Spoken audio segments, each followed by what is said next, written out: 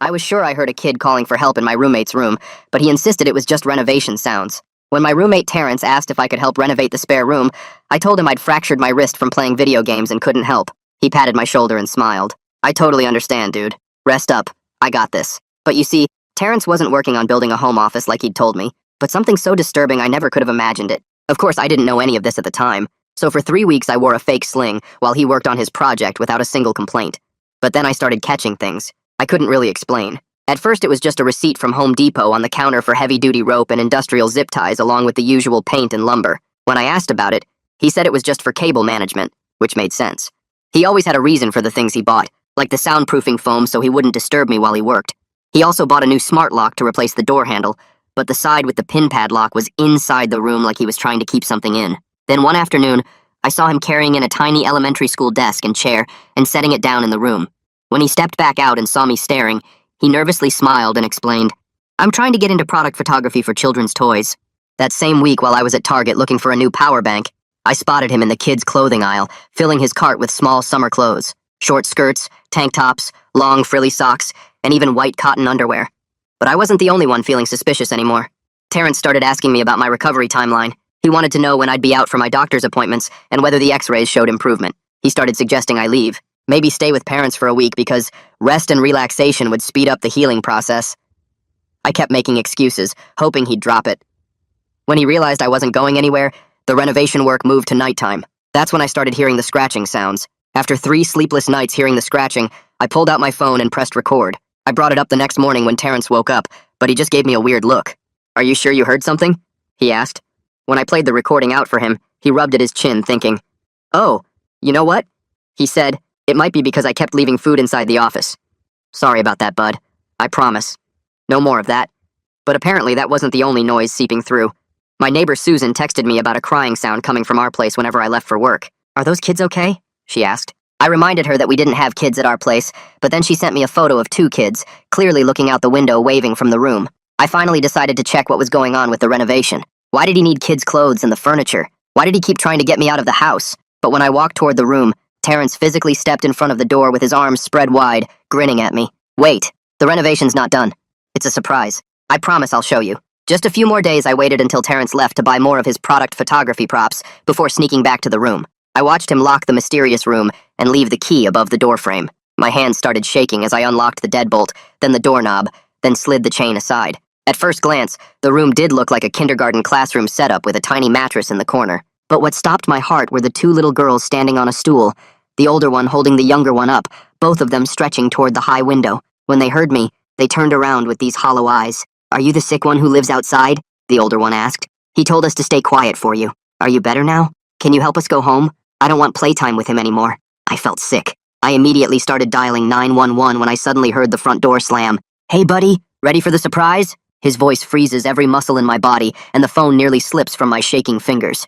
I jam it deep into my front pocket with the call still connected and spin toward the girls, pressing one finger hard against my lips in the universal sign for silence. The older girl clamps her hand over her sister's mouth, and they both go completely still like rabbits sensing a predator. My fake wrist throbs with phantom pain from 3 weeks of pretending, and I can feel my pulse hammering in my neck so hard it makes my vision blur at the edges. I force my legs to move and step out of the room, pulling the door mostly closed behind me but leaving it unlocked because there's no time to mess with all the chains and bolts. Terrence stands in the hallway with 2 paper shopping bags in his arms and that same friendly smile plastered across his face. But his eyes sweep past me to the door, and I watch them go cold and sharp when he spots the chain hanging loose and the deadbolt turned to the open position. He sets the bags down with careful, deliberate movements, and his smile doesn't change at all. But something in the air between us shifts like the moment before a dog decides to bite. His head tilts slightly, and he studies my face for 3 long seconds before speaking. "Hey, were you checking on my progress? How's that wrist feeling today, buddy?" The questions sound casual, but I can hear the test hidden underneath each word, like he's trying to figure out exactly what I know and what I've seen. I force my mouth into what I hope looks like an embarrassed grin and shrug with my good shoulder, letting out a nervous laugh that sounds fake even to my own ears. "Yeah, sorry, man. I know you wanted it to be a surprise, but I kept hearing these weird scratching sounds through the wall, and I got curious about what you were building in there. Thought maybe I could see the renovation draft before the big reveal, you know?" The lie tumbles out too fast, and I'm talking with my hands too much, gesturing toward the kitchen like an idiot. "Actually, I'm super hungry right now. Want to grab some lunch together? There's that new sandwich place down the block we haven't tried yet." I take a step toward the kitchen, hoping he'll follow me away from that door and away from those girls hiding inside. Terrence picks up his shopping bags and moves after me, but his eyes keep sliding back to the room every few seconds, and that frozen smile never reaches the rest of his face. He starts unpacking groceries onto the counter with movements so slow and careful it makes my skin crawl, setting down each item like he's got all the time in the world. So when's your next doctor appointment? Did they say anything about the x-rays showing improvement? I was thinking maybe your parents might want you to come stay with them for a bit. You know, get some rest. And proper care. Every question lands like a punch, and I can feel him watching my reactions, measuring my answers against something in his head. The phone sits heavy in my front pocket, and I pray the dispatcher is still there listening to every word, recording this whole twisted conversation. I mumble something vague about the appointment being next week and my parents being busy with work, trying to sound normal while my brain screams at me to run or fight or do something other than stand here unpacking groceries with a monster. Terrence stops moving in the middle of reaching for a box of pasta, and his whole body goes still like he's listening for something. The apartment is way too quiet, and we both know it because those girls aren't making a single sound, and there's no TV or music playing to cover the silence. His hand drops from the pasta and moves slowly toward the doorframe where he always keeps that key, and I watch his shoulders shift from friendly roommate posture into something tight and dangerous like a cat about to pounce. We end up in this bizarre standoff in the hallway with both of us sort of hovering near the locked room, but neither one of us saying anything about why we're standing here. He's positioned himself between me and the front door while pretending to organize a pile of renovation supplies he left stacked against the wall, moving them around without any real purpose. I'm trying to stay between him and the room where those girls are pressed against the far wall, praying I can protect them, and my mind races through options that all seem terrible. A tiny scuffing sound comes from inside the room, just the smallest scrape of a shoe against the floor, but Terrence's head snaps toward it so fast I actually flinch backward. His fake smile disappears completely, and for the first time I see his real face. The one he's been hiding under all that friendly roommate garbage for months. He's doing math in his head right now, calculating whether he should rush into that room or try to talk his way through this situation, and I realize with sick certainty that he's deciding whether to hurt me. His hand reaches up toward the key above the doorframe, while his other hand waves casually in the air like everything is totally normal. You know what? I'll just show you the surprise right now since you're so curious about it. His voice has gone completely flat and empty, stripped of all the fake warmth he usually puts into it. I take a step backward, and my hand fumbles behind me along the wall, searching for anything heavy or sharp I could use as a weapon if this goes bad. My fingers brush against a picture frame, but it's screwed into the wall and won't budge. The room spins slightly, and I grab at the wall to steady myself, using the motion to pull my phone halfway out of my pocket and tap the screen blind, praying I can hit the speaker button. I stumble against the wall harder than I meant to, and let out a cough that sounds forced even to me. The dispatcher's tiny voice cuts through the silence asking if I'm in danger, and I cough again louder to cover the sound. But Terrence freezes with the key in his hand, and his eyes lock onto my pocket where the phone is. He stares at my face for what feels like an hour, and I can practically see the gears turning in his brain as he tries to figure out if I'm actually sick or playing some kind of game with him. His expression shifts through about 5 different emotions in 3 seconds and settles on this fake concern that makes my stomach turn. Hey buddy, are you okay? You don't look so good. The words come out in this voice that sounds nothing like him, all syrupy and worried like he actually cares whether I'm dying right here in the hallway. We're both completely frozen in this horrible moment where everything could go either way, and I can feel the weight of what happens next pressing down on my chest like a physical thing. I jam my foot against the doorframe and my mouth starts running before my brain catches up, words spilling out about wanting to capture this moment for Instagram, about how cool the renovation looks, about needing content for my followers. My phone comes out of my pocket with shaking hands, and I hold it up like I'm actually going to film something while Terrence's eyes narrow and his jaw does this tight thing where I can see the muscles working under his skin. He slides the key into the lock anyway, and I watch his fingers turn it with this slow, deliberate motion, like he's already planning what story he'll tell me about whatever I'm about to see. The door swings open, and my eyes go straight to the back wall, where both girls are pressed flat against the soundproofing foam, with their arms wrapped around each other, and their faces showing this blank, empty terror that makes my stomach drop. Terrence steps inside the room, and his whole body language shifts into something that makes my skin crawl, because suddenly he's using this high, sweet voice that doesn't match his face at all. He's making these cooing sounds and holding out his hands to the girls, telling them to come say hello to his friend, to show me how good they've been, to demonstrate the fun games they've been playing together. The older girl's mouth opens, but nothing comes out, and the younger one starts crying silently with tears just running down her cheeks, and no sound at all. I'm standing in the doorway with my phone still up, and Terrence glances back over his shoulder at me, and whatever was in his expression before just vanishes completely and gets replaced by something flat and dead, like looking into the eyes of a shark. The older girl's whisper cuts through the room asking if I'm the sick one who lives outside, and my throat closes up. Because I realize these kids have been told about me, have been kept quiet because of my fake injury, have been trapped here partly because I was too lazy and scared to ask real questions. The words come out of my mouth in this panicked rush about how the neighbors already called the cops about all the noise, and they're probably on their way right now, and maybe we should all just wait outside for them to arrive.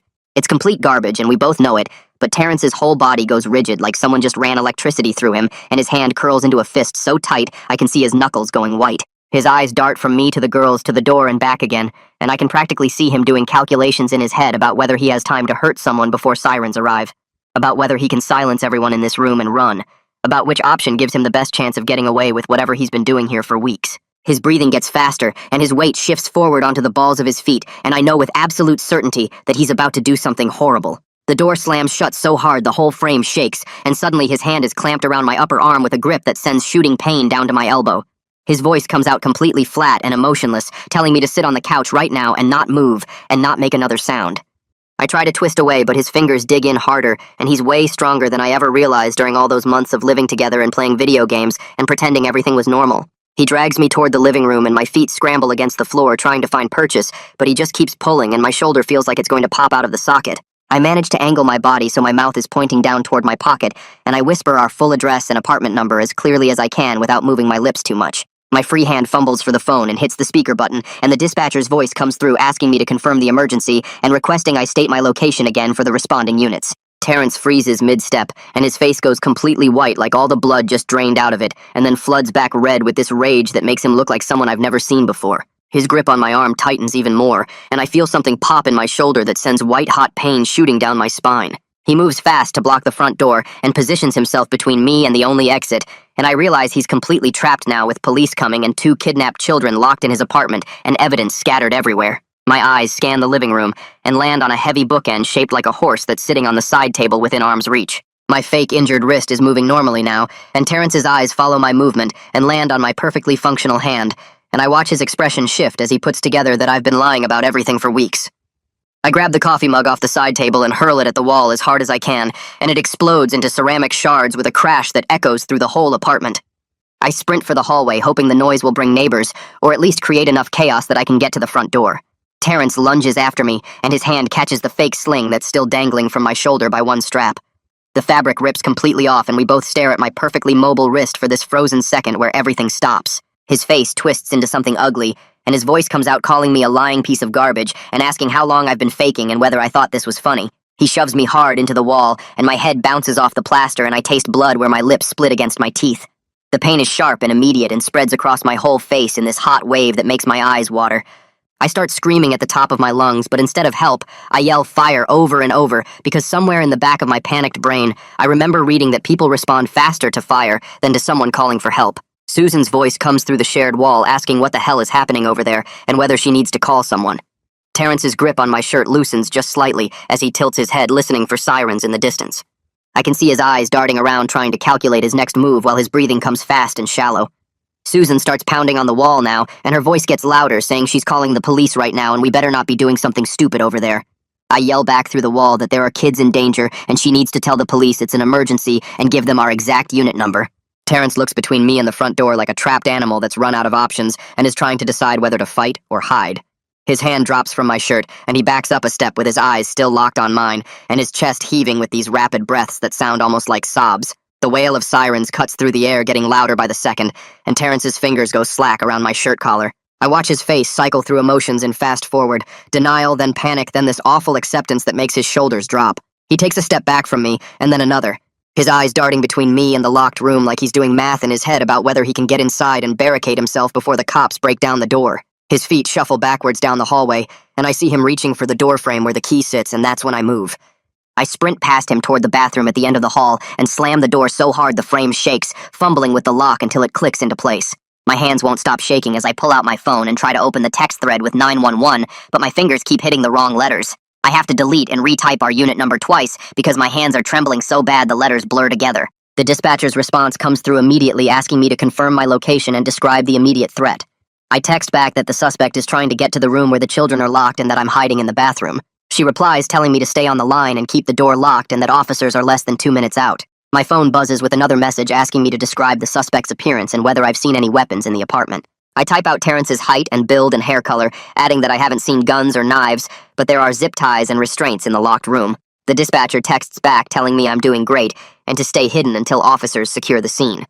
I can hear Terrence moving around in the hallway, and then his footsteps stop right outside the bathroom door. His voice comes through the wood trying to sound calm and normal, but there's this crack in it that makes my skin crawl. He says this is all a big misunderstanding and the girls are his nieces, and I'm making a huge mistake that's going to ruin his life over nothing. The word nieces comes out strangled, and I hear him start to cry, or maybe hyperventilate on the other side of the door. He's begging now, saying I need to tell the police when they get here that this was just a surprise party setup that went wrong and the girls are family. His fist pounds once on the door, making me jump back even though the lock is solid. Then he switches tactics and his voice goes softer, more reasonable, like he's explaining something simple to a child. He spins this whole story about how the girls are his sister's kids, and she asked him to watch them for a few weeks as a favor while she dealt with some personal stuff. The locks were for their safety, he says, to keep them from wandering out while he was at work. He keeps talking through the door, saying the soundproofing was so they could play and watch movies without disturbing me during my recovery. Every word makes my stomach turn, because I can hear him convincing himself as he talks. Like if he says it enough times, it'll become true. He tells me I'm overreacting because I listen to too many true crime podcasts, and I've let my imagination run wild with something innocent. He swears he would never hurt children, and this whole thing is going to be cleared up as soon as the police talk to his sister and verify everything. The sirens are right outside our building now. So close I can hear them through the bathroom window, and Terrence's voice cuts off mid-sentence. His footsteps run back down the hallway toward the locked room, and I hear rattling as he tries to get the door open fast. Metal scrapes against metal, and he's cursing under his breath, struggling with the deadbolt. Heavy boots pound up the stairwell, and a deep voice shouts for police and demands someone open the door. I crack the bathroom door open just an inch and peek through the gap into the hallway. Officers are announcing themselves again with this authority that makes the whole apartment shake, and through the narrow opening I can see Terrence standing frozen in the middle of the hallway. He's looking back and forth between the locked room and the front door like his brain can't process which direction to run. His whole body seems to deflate and get smaller as reality crashes down on him that there's nowhere left to go. I push the bathroom door open wider and stumble out into the hallway on legs that feel like rubber. My hands are still shaking as I reach for the front door and unlock the deadbolt and chain and swing it open. 3 officers are standing there in uniform with hands near their weapons, and I immediately start pointing down the hallway toward the locked room. The words tumble out of my mouth too fast, telling them there are 2 little girls inside, and the key is above the doorframe, and the suspect is right there in the hallway. The lead officer holds up one hand, telling me to step back and stay by the door, while his partner moves toward Terrence with his hand resting on his weapon. I'm talking even faster now, giving them the quickest summary I can about finding the girls and calling 911 and where all the evidence is. The officers order Terrence to get down on the ground right now, but he starts arguing in this high, panicked voice about his rights and warrants. He says this is his private room, and they can't enter without his permission, and he knows his rights. One of the officers cuts him off, saying they have exigent circumstances with endangered children, and he needs to comply immediately, or they will use force. Terrence takes a step toward the locked room like he's going to make one last attempt to get inside, and that's when the officers move in fast. They take him down in one smooth motion that looks practiced, getting him face down on the floor with his arms pulled behind his back. The handcuffs click into place within seconds, and Terrence is crying now, actually sobbing and shouting about false accusations and how this is all a mistake. The officers pat him down, checking for weapons, while he keeps yelling that I'm lying and he's innocent and they're going to regret this. I press myself flat against the wall, watching the whole scene unfold like I'm watching it happen to someone else on TV, instead of standing right here in my own hallway. One officer keeps a knee on Terrence's back, while another retrieves the key from above the doorframe, and a third one radios for backup and medical to check on the children. More officers crowd up the stairs in heavy boots and tactical vests, filling the narrow hallway with radio static and urgent voices coordinating positions. One of them retrieves the key from above the doorframe where I showed them earlier, and approaches the locked door with careful movements. He calls through the wood in a gentle voice, telling the girls inside that police are here to help, and they need to come to the door slowly. I hear shuffling sounds and whispered voices from inside the room. Then the older girl responds in a shaky voice asking if the bad man is gone. The officer confirms Terrence is in custody, and they're safe now, then slides the key into the deadbolt and turns it with a metallic click. The door swings open, revealing the tiny space with its elementary school furniture and thin mattress, and the 2 girls stand pressed against the far wall, holding hands. The older one steps forward first, her grip tight on her little sister's hand, and a female officer immediately drops to one knee at their eye level. She introduces herself as Officer Delgado and asks their names in this warm voice that somehow doesn't sound fake despite everything. Paramedics appear at the top of the stairwell carrying medical bags and speaking in calm tones, and they wrap both girls in those crinkly emergency blankets that look like aluminum foil. The younger girl starts crying when the paramedic kneels down to check her pulse. Not scared crying, but this exhausted sobbing like she's been holding it in forever. They do quick medical checks right there in the hallway, shining lights in the girl's eyes and asking questions about pain or injuries, while more officers document everything with cameras and notepads. The older girl keeps looking at me standing uselessly against the wall, and finally asks if I'm really the sick one who lived outside their room. I nod because I can't form words around the lump in my throat, and she says they had to stay so quiet during the day because he told them I needed rest to get better. An officer with gray hair and kind eyes guides me away from the hallway chaos to the living room couch, his hand light on my shoulder. He sits across from me with a notepad and pen, introducing himself as Officer Avery and explaining he needs my statement about what I found and when. I start talking and my voice sounds weird and distant like someone else is speaking through my mouth, explaining the 3 weeks of renovation work and how I wore a fake sling the whole time. I tell him about the Home Depot receipt with rope and zip ties, the soundproofing foam, the smart lock installed backwards with the keypad facing inside. My hands shake as I describe seeing Terrence at Target filling a cart with small summer clothes and children's underwear, and how he always had explanations that almost made sense in the moment. Officer Avery writes everything down without judgment on his face, but I can feel the unasked question hanging between us about why I waited so long. I explain about Susan's text messages showing crying sounds and the photo of kids waving from the window and how I finally decided to check the room today when Terrence left for the store. The officer asks what time I entered the room and what exactly the girls said to me, so I repeat the older girl's words about being quiet for the sick one and not wanting playtime anymore. Officer Avery's pen pauses on the notepad for just a second when I say playtime, then he keeps writing in steady strokes. He asks if I'm willing to provide my phone as evidence and come to the station later for a formal recorded statement, and I agree immediately because it's literally the least I can do after 3 weeks of willful blindness. Detective Maxwell Bishop arrives about an hour later wearing plain clothes instead of a uniform, dark jeans and a button-down shirt with the sleeves rolled up. He's maybe 40 years old with tired eyes that look like they've seen way too much darkness in this world, and he introduces himself as the lead investigator on the case. He sits down across from me in the same spot Officer Avery occupied earlier and asks me to walk him through the entire timeline starting from when Terrence first mentioned the renovation project. His questions are super specific, asking exact dates and times, wanting to know the order things appeared and how Terrence acted each time. I explain about faking the wrist injury 3 weeks ago to avoid helping with the work, and I watch Detective Bishop's expression stay neutral, but his eyes sharpen slightly. He asks why I maintained the fake injury for so long, and I admit I was lazy and didn't want to help with manual labor. The detective presses on each suspicious purchase, asking what I thought at the time and why I accepted Terrence's explanations. Every time I hesitate or look away while answering, he seems to notice, making a small note in his pad. I tell him about Terrence asking about my doctor appointments and suggesting I stay with my parents for rest, how the work moved to nighttime when I wouldn't leave. Detective Bishop leans forward slightly when I mention the scratching sounds I recorded, and he asks if I still have that audio file. I pull out my phone with shaking hands and show him the recording from 3 nights ago, the faint scraping sounds that Terrence blamed on leaving food in the room. I hand over my phone completely, letting Detective Bishop scroll through everything I photographed and saved over the past few weeks. He finds the picture I took of the Home Depot receipt showing heavy-duty rope and industrial zip ties, along with the regular renovation supplies. I pull up Susan's text messages about hearing crying sounds during the day and the photo she sent showing 2 small faces visible in the window. Detective Bishop bags my phone methodically in a clear evidence bag, writing case numbers and timestamps on the label. A crime scene tech in a white jumpsuit appears from the hallway carrying a camera with a massive lens, and she starts photographing the room from every possible angle. The detective asks if I'm willing to come to the station later this week for a formal recorded statement that could be used in court, and I say yes without hesitation. He explains the process will be more detailed and potentially difficult, asking me to relive everything multiple times. I tell him I'll answer any questions he has because those girls deserve justice, even if it makes me look terrible. Detective Bishop studies my face for a long moment, then nods and says someone from the prosecutor's office will contact me about scheduling. A woman in professional clothes steps through the apartment door, her badge clipped to her belt and a folder tucked under her arm. She introduces herself as Layla Qualls from Child Protective Services and explains she's assuming emergency custody of both girls effective immediately. Her voice is calm, but there's steel underneath it, the tone of someone who has seen awful things and refuses to become numb to them. She asks me gentle questions about what the older girl said when I first opened the door, wanting exact words if I can remember them. I repeat the questions about whether I was the sick one who lived outside, about wanting to go home, about not wanting playtime anymore. Layla's face tightens when I say playtime, her jaw clenching for just a second before she smooths her expression back to professional concern. She asks if I heard the girls mention any family members or where they're from originally, and I shake my head feeling useless. I explain they only asked about me and going home, nothing specific about parents or addresses. Layla makes notes in her folder and says the girls will be placed in an emergency foster home together while CPS works to identify them and locate their families. She thanks me for calling 911 when I did, her words careful and measured, and I can't tell if she means it or if she's thinking about all the days I didn't call. Through the living room window, I spot neighbors standing on the sidewalk below with their phones held up, filming everything.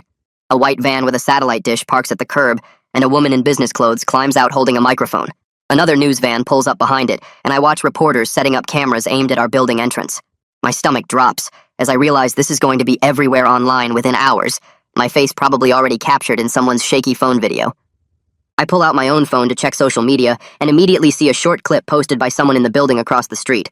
The caption reads, "Rescue operation in progress," with a bunch of shocked face emojis, and the video shows police cars with flashing lights and officers escorting the girls wrapped in blankets toward an ambulance. The comments are already filling up with people asking what happened and speculating about details nobody knows yet. Someone has tagged the location, and now hundreds of people are watching and sharing and discussing. I feel sick knowing that within hours, everyone will be asking why the roommate didn't notice anything, why nobody reported suspicious activity sooner, why it took so long for someone to check that locked room. Crime scene techs move through the apartment in white suits and gloves, photographing and measuring and bagging evidence with careful precision. One of them focuses on documenting the inside-facing keypad lock, taking close-up shots from multiple angles that show clearly how the numbers face inward. Another tech photographs the heavy-duty zip ties still in their packaging, the industrial strength that could restrain an adult, let alone a small child. They document the elementary school furniture, the tiny desk and chair that Terrence claimed were for product photography. Bags of children's clothing get photographed with the tags still attached, price stickers from Target visible on the plastic. Detective Bishop follows them through the room, asking me detailed questions about when each item appeared, and I have to admit I saw most of this stuff weeks ago. The soundproofing foam on the walls gets special attention, the tech measuring its thickness and noting how it covers every surface. Each piece of evidence is another reminder that I saw these things and did nothing, that I accepted flimsy explanations and went back to my video games. Detective Bishop asks if Terrence ever prevented me from entering the room, and I explain about him physically blocking the door and asking me to wait for the surprise reveal. The detective makes a note and asks why I didn't find that behavior suspicious enough to investigate sooner. Down on the street, I hear shouting and look out the window to see them loading Terrence into the back of a police cruiser. His hands are cuffed behind his back and two officers guide him by the arms, but he's twisting around trying to look up at our apartment. His voice carries up through the open window, loud and desperate, screaming that I knew what he was doing the whole time. He shouts that I'm just as guilty because I helped him by staying out of the way and keeping my mouth shut. The words echo off the buildings as he calls me a coward who only called police when I got caught snooping in his private business. Officers try to duck his head down into the cruiser, but he keeps yelling, his face red and twisted with rage. He screams that I saw everything and did nothing, that I wore a fake sling for weeks while he worked, that I'm a liar trying to save myself now. The officers finally get him into the back seat and slam the door, cutting off his voice mid-sentence. But the words echo in my head even after the cruiser pulls away with lights flashing, because everything he said is basically true, even if his reasons were evil. Susan appears at my apartment door looking pale and shaken, her arms wrapped around herself. She asks quietly why I didn't do something when she texted me about the crying sounds weeks ago. Her voice isn't angry or accusing, just confused and sad, like she genuinely doesn't understand my inaction. I open my mouth to explain, but nothing comes out that sounds like a good reason, and we both know it. She says she really hopes the girls will be okay after everything they went through, and that she already told the police she's available anytime they need her statement. I can see the question in her eyes about why it took a neighbor to notice and report when I lived right here the whole time. Susan shifts her weight from foot to foot, clearly wanting to say more but holding back, and the silence between us feels heavy with all the things neither of us wants to acknowledge out loud. I force myself to speak even though the words taste bitter, telling Susan I was scared and stupid and convinced myself there had to be some reasonable explanation for everything. I admit I kept hoping the suspicious things would turn out to be innocent, so I wouldn't have to confront Terrence or get involved. My voice cracks as I apologize for not taking her concerns seriously when she first reached out, for dismissing her text about crying sounds like it was nothing. Susan nods slowly and says she gets being afraid of confrontation, but those girls were afraid too, and they didn't have a choice about their situation. Her words hit like a punch because she's right and there's no arguing with it. I promise her I'm going to tell the police everything, including all the times I ignored obvious warning signs and accepted lazy excuses. I say I'll testify or give statements or whatever they need, that I won't try to minimize my part in letting this continue for weeks. Susan reaches out and squeezes my shoulder briefly, her touch gentle despite everything, then turns and walks back to her own apartment without another word. That evening, I sit across from Detective Bishop in a small interview room at the police station with a camera mounted in the corner recording everything. He's professional and direct. Not unkind, but definitely not warm either. He asks why I didn't report the suspicious purchases from Home Depot when I first saw the receipt for heavy-duty rope and industrial zip ties. I try to explain about the fake injury and wanting to avoid conflict, about how Terrence always had explanations that seemed almost reasonable in the moment. My voice sounds weak even to my own ears. The detective asks about the inside-facing lock and why that didn't trigger alarm bells. I admit I noticed it was weird, but convinced myself there was some logical reason I wasn't thinking of. He writes something in his notepad, and I wonder if he's noting how pathetic my answers sound. Then he asks about the children's clothing I saw Terrence buying at Target. I explain I thought maybe he had nieces or was doing some kind of charity donation. The detective's pen stops moving and he looks at me with this expression that isn't angry but feels worse somehow. He asks why I didn't connect the dots between the clothes, the furniture, the locks, and the soundproofing. I don't have a good answer because there isn't one. Detective Bishop presses harder on why I didn't act when Susan sent me the photo of kids in the window. That's when I have to admit I was afraid of being wrong, afraid of confrontation, afraid Terrence would get mad at me if I accused him of something horrible. Saying it out loud makes me realize how pathetic it sounds compared to what those girls went through. I was worried about an awkward conversation while they were locked in that room. Detective Bishop's expression doesn't change, but I can feel his judgment radiating across the table. He asks if I understand that my inaction allowed the situation to continue for additional weeks. I say yes, because what else can I say? He slides a formal statement across the table, and I read through everything I saw and failed to report. My signature at the bottom feels like signing a confession. Detective Bishop hands me a card for a victim advocate and says someone will contact me about the ongoing investigation. He mentions I might need to testify eventually and asks if I'm willing to cooperate fully. I say yes immediately, because it's literally the least I can do after letting those girls suffer while I played video games 20 feet away. He stands and thanks me for coming in, then adds that I should expect follow-up questions as the investigation continues. I walk out of the police station feeling hollowed out and sick. My phone rings around midnight while I'm lying awake in bed staring at the ceiling.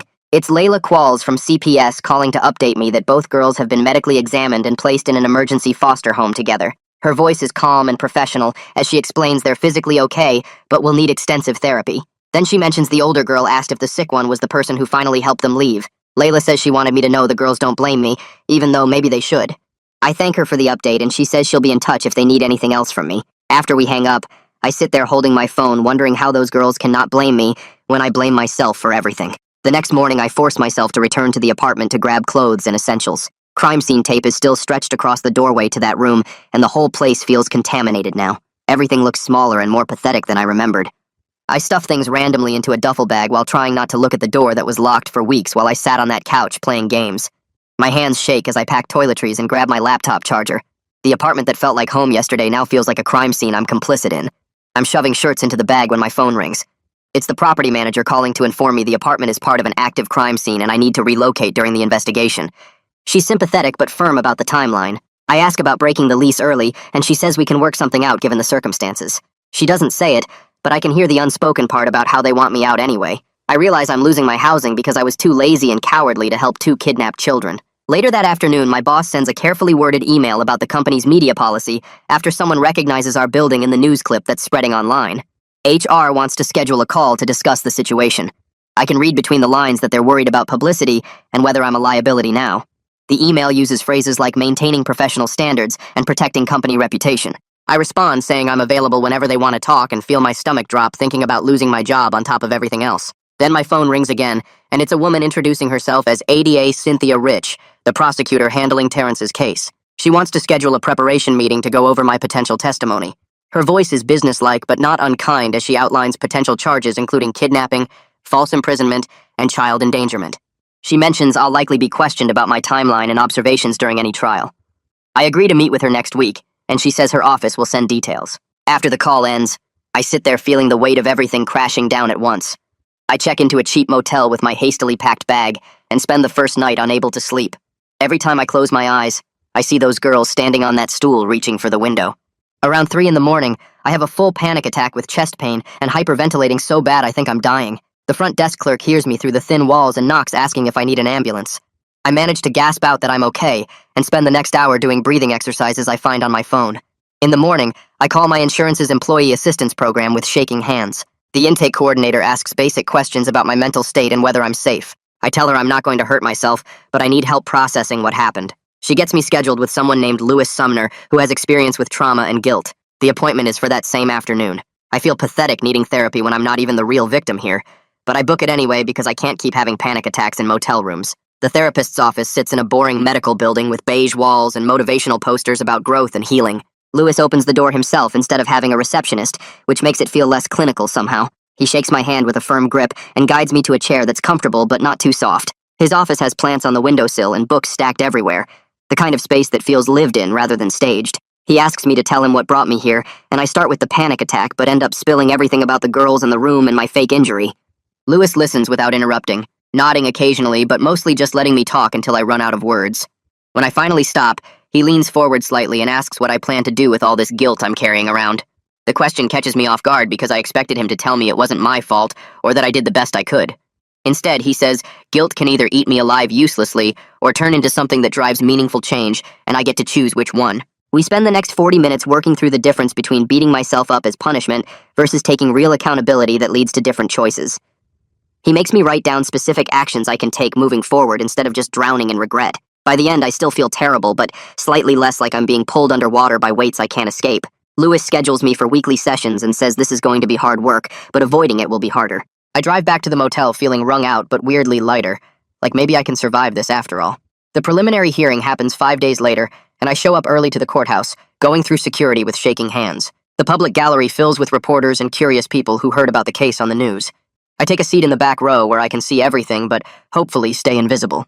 The bailiff brings Terrence in through a side door, and my stomach lurches when I see him. He's wearing an orange jumpsuit that hangs loose on his frame, and his hands are cuffed to a chain around his waist. He looks smaller than I remember, older somehow, with dark circles under his eyes and stubble covering his jaw. His public defender is a tired-looking woman in a rumpled suit who's probably handling 20 other cases this week. Terrence shuffles to the defense table and his eyes scan the courtroom like he's looking for someone. When his gaze lands on me, I force myself not to look away, even though everything in me wants to hide under the bench. We lock eyes for maybe 3 seconds, and I see something flicker across his face. Anger or betrayal, or maybe just calculation. I keep staring back until he finally looks away first. The judge enters and everyone stands. Then the hearing begins with the prosecutor outlining the charges. Terrence's lawyer stands up and argues this whole thing is a tragic misunderstanding about family childcare that went wrong due to miscommunication. She says Terrence was watching his nieces as a favor to his sister, who was dealing with a family emergency, and the unusual setup was temporary. Her voice has this rehearsed quality like she's reading from a script she doesn't quite believe. She requests reasonable bail so Terrence can await trial at home, where he can prepare his defense properly. The prosecutor stands up next, and her voice cuts through the courtroom with sharp precision. She presents photos of the inside-facing lock, the restraints still in packaging, the soundproofing materials. She reads statements from the girls about not wanting playtime anymore and asking to go home. She mentions the surveillance equipment found on Terrence's laptop and search histories that paint a disturbing picture. The judge listens with an expression that gives nothing away, occasionally making notes on a legal pad. When both sides finish their arguments, the judge sets bail at $500,000 and remands Terrence to county jail pending trial. Terrence's shoulders slump when he hears the amount, and I know he can't afford it. I feel relief wash through me, but no satisfaction, just exhaustion, and the knowledge that this is only the beginning. 2 days after the hearing, Cynthia Rich calls and asks me to come to her office for a preparation session. Her office is cluttered with case files and coffee cups, photos of her kids on the desk beside stacks of legal documents. She walks me through what testifying will be like if this goes to trial, the questions I'll face from both sides, the pressure of speaking in front of a jury. She warns me the defense will attack my credibility hard by highlighting the fake injury and my failure to report suspicious activity earlier. They'll try to paint me as either complicit or willfully blind. Maybe both. She says I need to be completely honest about my mistakes while clearly describing what I observed and when. Her voice is kind but firm when she tells me juries understand fear and manipulation, but I have to own my part in this. We spend 3 hours going over potential questions and practicing my answers until my head pounds. She reminds me this isn't about making me look good, it's about telling the truth in a way that helps those girls get justice. I leave her office feeling prepared but also terrified about facing a courtroom full of people judging every word I say. That same night, the news clip from Susan goes viral on social media, and suddenly, everyone has an opinion about what happened. People share it with captions speculating about details and arguing in the comments about how this could have been prevented. Someone screenshots part of the video where you can see our building number, and within hours, people have figured out my name from public records. Strangers start leaving comments on my old posts calling me complicit or worse, saying I should be charged too for enabling what happened. Some comments defend me saying I was manipulated and scared, but those get drowned out by the angry ones demanding to know why I didn't notice anything sooner. My phone buzzes constantly with notifications and friend requests from people I don't know. I make my accounts private, but the damage is already done. My name is out there connected to this case forever. I stop reading the notifications because each one makes my chest tight and my breathing shallow. I deactivate Facebook and Instagram completely the next morning, then Twitter and everything else where people can find me.